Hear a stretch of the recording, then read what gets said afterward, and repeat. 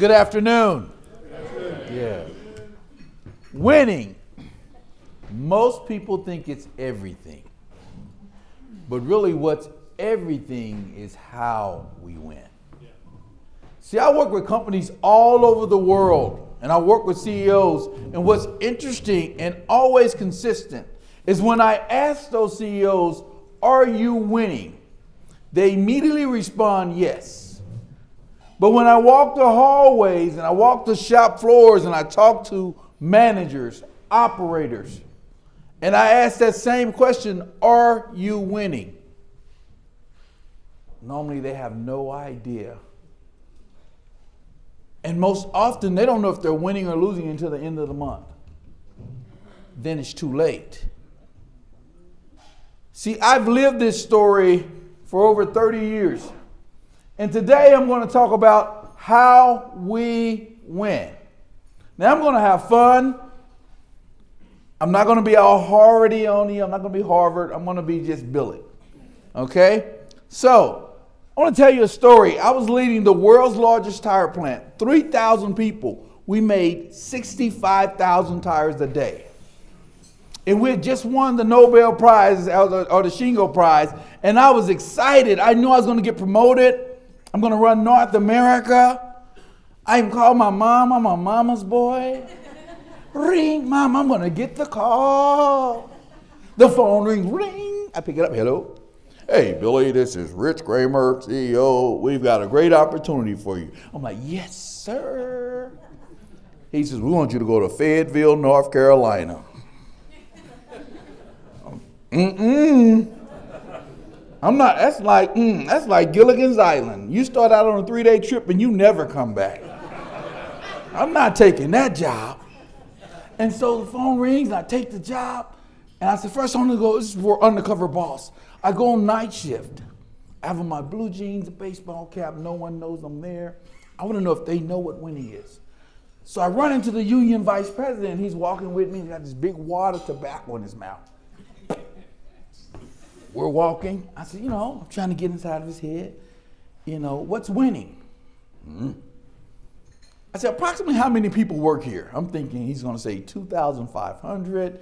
He takes another spit. About how many people work here? You want me to be honest? I'm like, yeah. He says, look around, about half of them. I'm like, so I knew I had a problem then. And so, it started with that clarity. But I remember calling my mom, and I said, Mom, I'm not taking that job. And for the first time, I really saw frustration in her face and disappointment. And you got to think, at that time, that is really disturbing. She says to me, she said, I'm disappointed in you about trusting the process. She said, I'm going to ask you a question, and then I have to go. She says, if a bird lands on the branch, does the bird trust the branch or does it trust its wings? She says, let me explain something to you. I've seen many birds land on branches, but what I've never seen is a branch break and the bird fall and die. Take that assignment, son. Trust your process. So I took the job. I go to Fayetteville, as you can see there, and we had to define winning. So we bought everybody in the plant a football jersey. So why is that important? We needed to make 38,000 tires a day. They were only making 31,000 tires a day. In 6 months, they went from 31 to 38, and they spent over $1 million less. 32 million to the bottom line. How did we do it? I'm going to ask you, if you have a phone, some of these things, I'm going to say write this down, or you want to put it inside of your phone. How do we do it? Make people visible and they'll make you valuable. Everyone watches. You're no different. And everything I do today, I'm going to prove it. Okay? So I'm going to pick a table over here. I see Bruce over there. We're going to do a little high five. High five. Give it up. Yes, give it up. Yes, see, I'm getting everybody out of their comfort zone. I love it. Yes, no. High five. Yep, give it up. Give it up. High five. Give it up. Yep, give it up. Yeah, baby. Yep, give it up. What's the problem? Oh, everybody noticed that, huh? See what I mean about culture? it's not just the things you do right, but as leadership, let me come back around here. Give me some BT love. You get the real. Appreciate you. Look at his face. Now he's smiling. People see that when I say if you make people visible, they will make you valuable. And by the way, I have a book for you. I'm going to sign at the end of this. Because you helped me. You actually helped me change cultures. Write this down. Everyone in this room, because it's one of the most important things you're going to learn today is, one, how to win. We're going to talk about deliberate clarity. Do people know what winning is? Have you explained it? We're going to talk about deliberate ownership. Do people know what they own in your strategy? We're also going to talk about deliberate practice. What's your daily management system that let people know if we're winning or losing? And last is, how do we build trust? So we're going to talk about all those things today. And by the way, you will get the chance to get these slides. That's what the barcode's up there for. Because often I speak and people say, Billy, can I get the slides? Can I get the slides? So now we're just going to give the slides, okay? So let's talk about deliberate clarity. Do people know what you want to accomplish? Here's what I want you to write down. You can't manage a secret. You can't manage a secret. And the higher up we go in organizations, the more secrets we develop. Because we think we're important. We think we know. I broke the rule. Okay. All right. That's interesting. Why is that important? I want everybody to write down the word no on the count of 3. Now do not cheat, because I'm going to throw the ball to someone so they can tell me what you wrote. I want you to think it or write it, the word no. 1, 2, 3. No. What did you write? Spell it for me. I'm going to CEO. Spell it. No. N-O? N-O. N-O. N-O. Batting 100%. What did you say? N-O. N-O. Wait a minute. We're leading the company. Now think about how we think as human beings. Watch this. When we hear the word no, we hear stop. When my mother used to say, Billy Ray, no. What did I do? Stop. People are the same way. And here's what your mind thinks. Opportunity is nowhere. Why do I talk about you can't manage your secret? When you hear no and no, they sound the same. But when I know, I understand, I embrace, I take action. But my mind says opportunity is now here. And they look identical even the way they're spelled. And so we're going to talk about why that's important. To drive change, it starts with you setting the standard. Excellence starts with you first must have a standard. See that plate there? I saw one of the best keynotes ever from John Scalinas, old coach, winningest coach in baseball. And when he had to speak, he walked out on stage and he had his home plate. The Nick Sabans, the Bill Belichicks, they're in there watching him. Why? What did they want to know? What was his secret? He said, it's simple. This plate is 17 inches. It represents the standard. If you play Little League baseball, home plate's 17 inches. If you play high school baseball, home plate's 17 inches. If you make semi-pro, home plate's 17 inches. If you make it to the major league, how big is home plate? 17 inches. It's the standard. And why companies and leaders fail? Because they want to widen the plate for people. They want to change the standard for people. You can't change the standard. The standard is the standard. What I'm going to tell you is what you accept, you cannot change. I have a daughter. I tell her about dating. I asked her, what's your standard? She said, what do you mean, Dad? I said, dating is just like hiring a new employee. The best you're going to get is the first 30 days.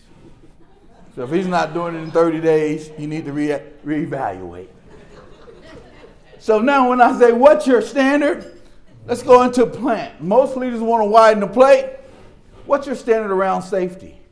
If you walk by it and say nothing, then that's the new standard. What's your standards around quality? If you walk by it and don't hold people accountable, then that's the new standard. A standard isn't what you write down, it's what you walk by.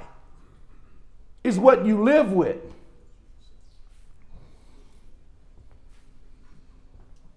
I ask you to write this down. What are you walking by? What are you accepting today? What's your standard? If you want to be excellent, you must have a standard. Those are my rings. I want to share a story with you. I was a great football player in the state of Texas in the 8th grade. And let me tell you, the older I get, the better I was. Okay? So I could run that football and put my rings on just to reminisce for a minute. If y'all bear with me. I had a nickname. They called me BT Express, Touchdown Taylor. I'd line up in the backfield and they'd pitch me the ball. Before I could even start running, the band played the fight song. They knew I was going to score. But in my house, my mother had a rule, a standard, a principle around education. She didn't care about football. She said, if you made anything less than a B, you could not play. Well, report cards came out before the championship game, a week before. And I remember bringing a report card home and going to the room. In Texas, no passing, no places. You can fail 2 classes and still be eligible. I gave it a report card and I hear, Billy Ray, come on back in here, baby. She says, have a seat. I said, Mom, I'm good. You know, no pass, no play. She says, not in this house. I said, Mom, I'm going to play in the NFL someday. She says, do you know what NFL means in this house if you make less than a B? I says, no, ma'am. She says, not for long will you be playing. Well, the day of the game, all my friends walked by. The coaches even came by my house, the principal, everyone came by my house, begging her to let me play that game. We were undefeated and favored to win by at least 20 points. No one got close to us. The day of the game, all my buddies caught the bus, and I just sit in the picture window. They played the game without me. They lost the game 54-0. True story. I remember saying to her, you're not fair. You're not fair. And you know what she replied with is, in the absence of ownership comes blame. Well, let's fast forward. I didn't know how much that would positively impact me about being held to the standard. On her deathbed, I remember seeing her in hospice, sitting there. She says, what are you crying for? I said, I'm not ready for you to go. She says, no, it's my time. She says, well, I have to share something with you. When I took you off that team, I cried for months.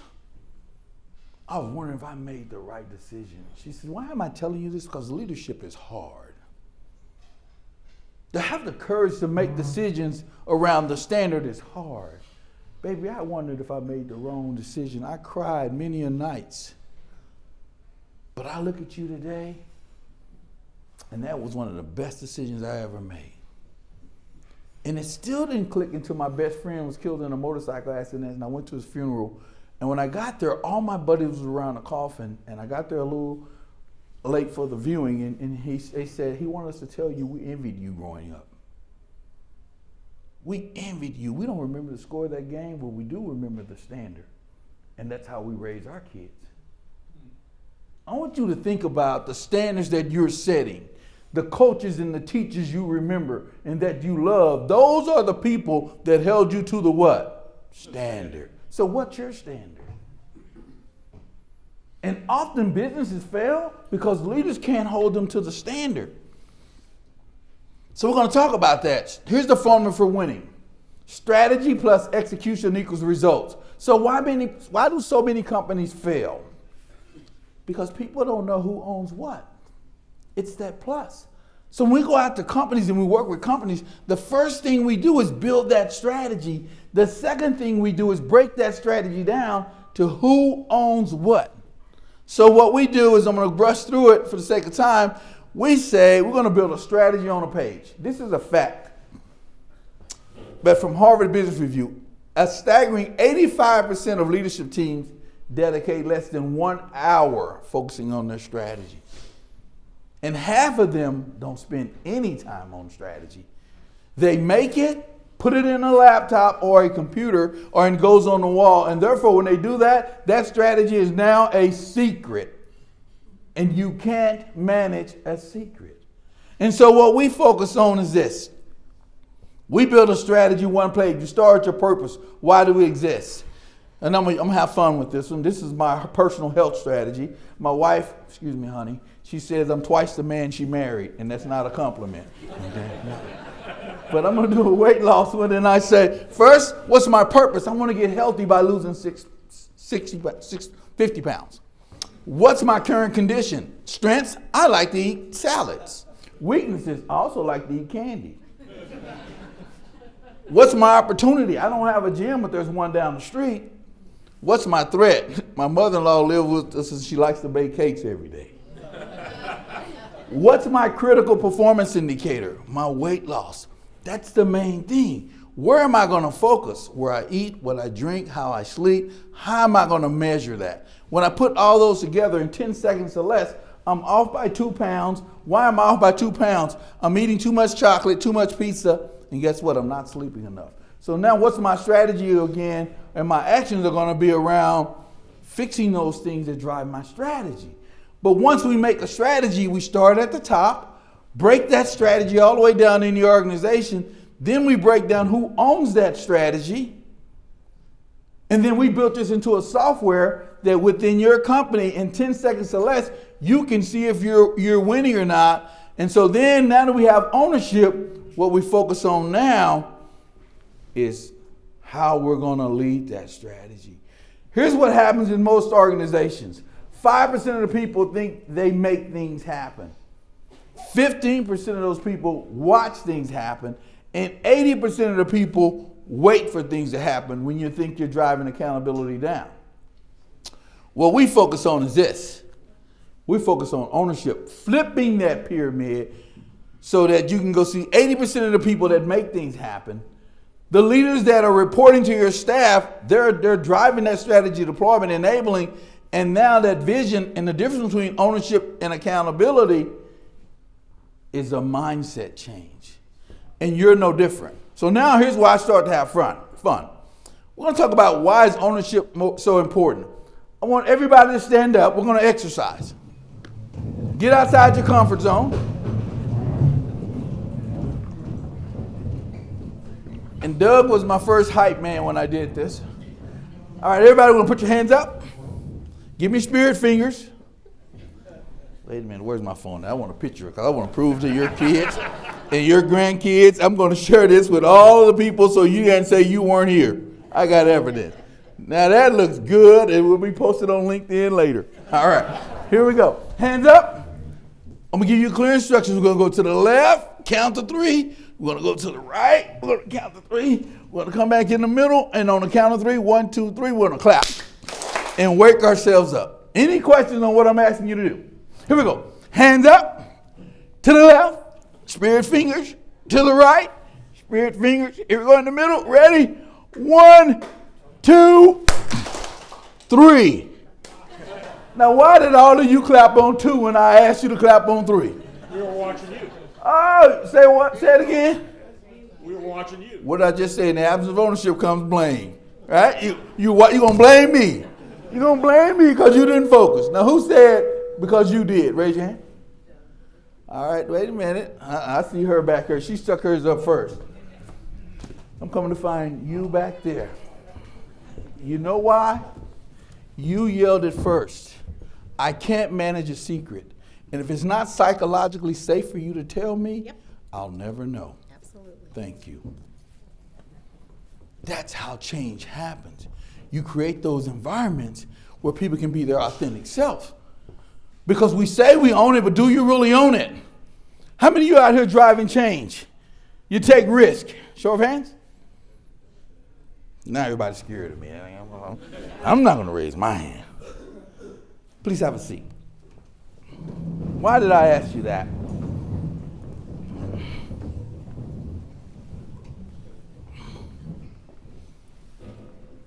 When you're driving strategy, you have to focus on the business. Over here, you got to focus on what's working in the business. And so why that's important, you have to go to the lowest level of your organization. That's why it's critical.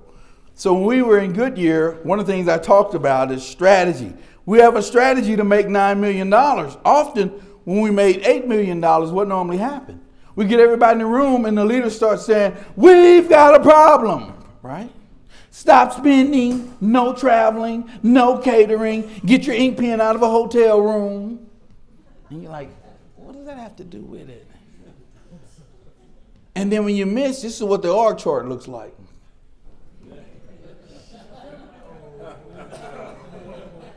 Everybody thinks you're dumping on them because they don't know what they own.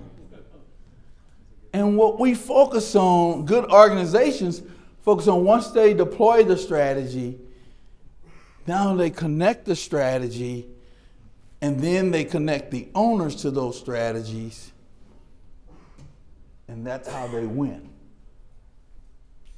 And that's what I mean when I say flip the pyramid. Because if I get to it up top, when I walk around and do Gemba walks and go and see, I can fix it before the end of the month. So if I flip the pyramid, I can drive it. But people have to know what they own in your daily management system so they can see it. And so what I mean by that is often people go out and buy consultants, they get new tools. And what I tell people, when tools lead, failure follows. And so here's the key to success once you get a new tool. And I always tell people, write this one down too, because it's critical. Be hard on the process so you can lead easy on the people. If you're hard on the process, you can lead easy on the people. Okay? And so when we started 5S events, this is a real story in that plan I was in. When we kept pushing the initiative, the tool, and we come back the next week, that's what it looked like. When we focused on the process and the people, that's what it looked like. The only difference was who owned what in the process. And when I went back, it looks better today than it did when I was there 10 years ago. Okay? And so we also focus on leaders must be very, very deliberate on what winning is. And often we call it the critical performance indicator. How many of you are familiar with American football? You're going to be on my leadership team, and I'm going to ask you a series of questions. And what I'm going to be very deliberate on is what winning is. Here's the scoreboard. We've got 1 minute left. We have 3 timeouts, fourth quarter, first down and 10. What's our strategy? What's missing? That's the problem. See, now teams, you hear the yelling out, there's confusion. There's not alignment. Now let me change it. The score is 40-0. We're up 40-0. 1 minute left. I have a suggestion. Let's run the clock out and play some players that haven't played in a while. Everybody okay with that? Okay. Let's change the scenario. 0-7, 1 minute left, 3 timeouts, first and 10. Have a suggestion. I am one heck of a field goal kicker. We got 1 minute left. We have the ball. Should we kick a field goal? No. Look how aligned we are. Because we're focusing on what winning is as a team. If it's EBIT, make it be EBIT. But if you're the safety manager, your CPI is what? No one gets hurt. If it's HR, it's head count. If it's maintenance, it's uptime. Make sure people know what winning is. And why is that important? When you put visual boards up, people need to know if they're winning or not. 10 seconds or less. We even had fun with this is the guard. At that plant, he says, Billy, I want it at the gate. And when everybody comes to visit us, they have to give a card. It's called a tour admission ticket. And if they don't give me that card back with 3 improvement ideas, then I'm not going to let them out of the plant. I said, wait a minute, big fella. If they're from corporate headquarters, you let them out of here. But this is where I want to have fun in the presentation. When we talk about being clear on what winning is, making sure people know who owns what. Most important is building trust, and that's how you govern and sustain. And I want to start here. Most leaders have to earn the right to change. There's two rights. The technical right, that's your title, you pay people, job instructions, but the cultural right is what leaders must build on. And often it starts with psychological safety. I look at this table here and you watch our behaviors, and I normally say I love giving my credit card away. Love giving it away, unlimited. My wife likes to shop. And I know it's real. I'm gonna hit you in the hand. Real? Real? Real? Okay. Yeah. Prove it. Real? Real? Real? Real. Real? I love giving it away, but I don't give it to people that won't take ownership. I love giving it away, unlimited. So I'm what I thought. You look like a nice person. I like to smile. I like you on the front row. You have courage. Tell you what, I'd love to buy you a cup of coffee. Pause for a second. I don't want you to miss what just happened. When I offered unlimited, no one took it. And I hit them in the hands with it. When I lowered the risk and made it a little old $5 bill, guess what? She took it. What she took was psychological safety. Are you practical when you put these big goals out there? But you know what's really interesting? She is chomping at the bit to give me my $5 back. Look at her. Look at her. Tell you what. I'm not going to take the $5. I'm going to autograph it until you take action. And I'm also going to autograph a book and say thank you. Great leaders celebrate the red so they can harvest the green. Now let's have a little fun. So, when I led organizations, it was interesting. I learned about psychological safety from this lady, Diane Pottinger. She's the CEO of Mid-Michigan Medical. 50-plus-year-old. She said, Billy, come do a keynote. 1,000 doctors in Michigan. I show up. I'm like, sure. She said, wear a pink shirt, pink tie, pink socks, pink suits. I'm, hey, I can do the pink shirt, pink tie, no pink suit. So I show up. She says, get a keynote, get a standing ovation. I get done. She said, Billy, I want you to come up front. We're going to dance to close out my annual operating meeting. 1,000 doctors, she's the CEO, and we're going to dance. Trust me, I'm going to stereotype myself. I'm a brother. I got rhythm. Okay? And if you want to play Kenny Chesney, I'm ready for a little line dance. I'm from Texas. I'm ready. I get up front. I stand next to Diane. I'm like, we're ready to go. Now, look, Diane and I were 50 plus. I don't know if you noticed, I'm black, she's white. I'm just setting the story up. I stand up next to Diane and the music comes on. And I'm ready. The music comes on and it says, so watch me whip, so watch me nay-nay. I freeze. I'm like, what the heck are you thinking? You're over 50 and you're white and you're playing rap music at a meeting with 1,000 doctors.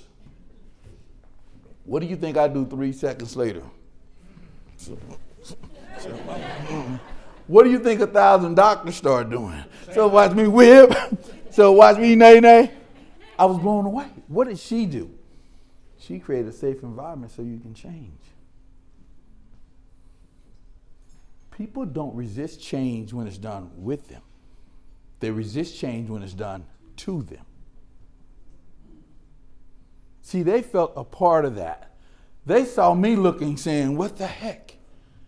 And so are you doing that? Because most of you are not really transparent with yourselves, and you have these teams, and they walk into these meetings, and what you think you're seeing is not reality. See, what I just tell my team, do not treat me like you do the lady in the grocery store at the baby carriage. What normally happens sometimes? You walk up to the baby carriage, mother says, how does my baby look? You look down, and then what do? You lie. You look down and sometimes you say, oh, that baby's so cute, it's so precious. But when you walk away, some of you are ruthless. You walk around, ooh, dang, that's an ugly baby. Some of y'all get rude. It doesn't even look like the father. No, there are no ugly babies. I had to do my baby's hair once, and my wife got all over me. And I says, the baby's not the problem. We're the problem. And in leadership, what happens is people can't be transparent. And so in my meetings, we talk about the ugly babies. Those are the ugly babies. And often it's not about money, it's about transparency. Remember, behaviors you can see, they're visible. Mindsets you can't. As you saw me walk around and not do the high five, that's a mindset. The credit card, that's a mindset. Because you did, that's a mindset. That's about transparency. And that's how you change the organizations. But winning is more than just the numbers as I close. Winning is about you, your family. It starts with you work for a corporation of one, and that's your household. Don't ever forget that. But I often share a story. We talked about it at the table about my son. He played at St. Vincent St. Mary's High School where LeBron went. They were 2-time state champions. But after the first state championships, I used to take him to the gym every single day to work out before school. We put up 300 to 500 shots a day. On this last day, I couldn't make it. And I said, I'm going to drop you off at the gym, son, and I'm going to go in. I have a board meeting. Send me a picture of your machine and let me know how you perform. My son put up the shots. He sent me this picture, and I never got to the results. So I really got to this frown on his face. And I remember jumping out of the room and going to call my son and says, everything okay? He says, yeah, Dad, look, I shot 87% on 300 shots. That's world class. I said, well, why are you sad? Why are you frowning? He says to me, Dad, that meant nothing to me because you weren't here. He says, Dad, what hit me today was this was the last time we're going to come to the gym. I play my last high school game next week. Dad, I may not remember the 1,000 games you came to, but I'll never forget the 2 you missed. He says, Dad, I think you guys got something messed up. When you say measuring what matters, good leaders measure what matters. Great leaders embrace the fact that everything that matters can't be measured. He says, Dad, I don't want to play no more. I just want to be a student. I want to play intramural ball in college. I just want to grow up. My wife and I talked. We were fine with it. How many of us forsake our family, forsake them, we put the jobs out there in front of us? So I want to share something with you. They played that game. He says, I'm telling you now, in case we lose, you don't think that's why I don't want to play anymore. They won the game. As you can look at that picture, no one's around my son and I. Because when the buzzer sounded, everybody else went to get the trophy. My son ran to me and we cried. We hugged each other. That's his screensaver. And what it says to me, this is original text. I'm crying in the car, Dad, thinking about you. Thank you for always being there for me. I love you so much. You don't understand what you've done for me. My reply to him, I love you, son, more than what's comprehensive. You bring me joy. I am blessed, God. Let me be your father. Make people visible, they'll make you valuable. There's so many people that admire you, that look up to you, and we look up to our jobs. I'm going to say, when Goodyear wanted me to take that senior role, you know what? I knew they had a corporate jet. And if we're making them $1 billion plus, I can get back for my son's game if you want me to go somewhere. That was negotiated up front. Because what you accept, you cannot change. I see great leaders in here. I see great passion. But it's not just the money you're going to make. Remember, as I started, make people visible and they'll make you valuable. Keys to winning. Be clear on what winning is. Make sure people know what they own inside of winning. What's your daily management system that's going to show you if you're winning? It's the scoreboard. How do you build trust? Celebrate the red so you can harvest your green. Why do you want to celebrate the red? Because if it's red, I know I can manage it. If they hide it, then it becomes a secret. And last, All encounters matter. All encounters matter. Doug called me to come here to speak. And I said, Doug, you got me at hello. Relationships.